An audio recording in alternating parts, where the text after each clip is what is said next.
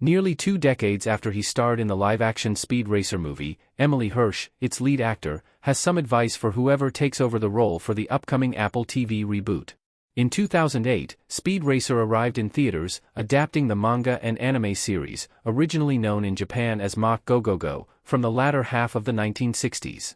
Now the property is getting another live-action adaptation, but this time it will go directly to streaming. What remains a mystery is who will play the new Speed Racer.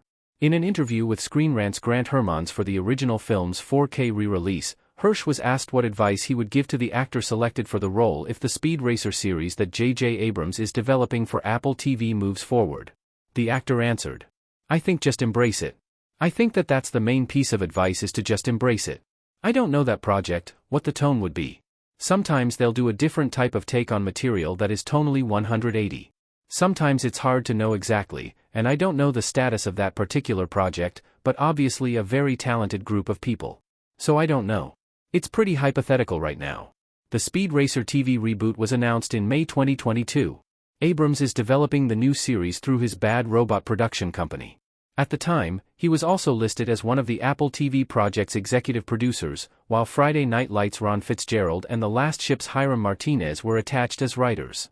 For years later, there haven't been any significant updates on whether Apple TV intends to follow through with another version of Speed Racer. From his perspective, Hirsch simply wants whoever plays the titular protagonist to embrace the role in the same way he did for the 2008 movie. Beyond that, he's in the dark about what's being planned for the series. Speed Racer, which recently had an IMAX re-release, starred Christina Ricci as Trixie, Matthew Fox as Racer X, John Goodman as Pops Racer, and Susan Sarandon as Mom Racer, alongside Hirsch. The Wachowskis wrote and directed the feature, which stayed largely faithful to the original source material. Before and after Speed Racer's release, there was talk of making a sequel. However, Speed Racer bombed at the box office, making only a little under $94 million worldwide off a reported $120 million budget. It also received mixed reviews from critics at the time, with the movie resting at a 42% tomato meter on Rotten Tomatoes. However, Speed Racer has since been praised by critics and is now considered a cult classic.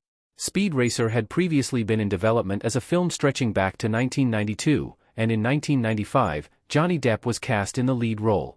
However, after the actor requested a delay in production, director Julian Temple reportedly left the project due to the ballooning budget, which prompted Depp's exit as well. It would take another 13 years and various talent coming and going for Speed Racer to finally make it to the big screen. Now, the wait continues to see if Apple TV and J.J. Abrams can successfully revitalize the franchise.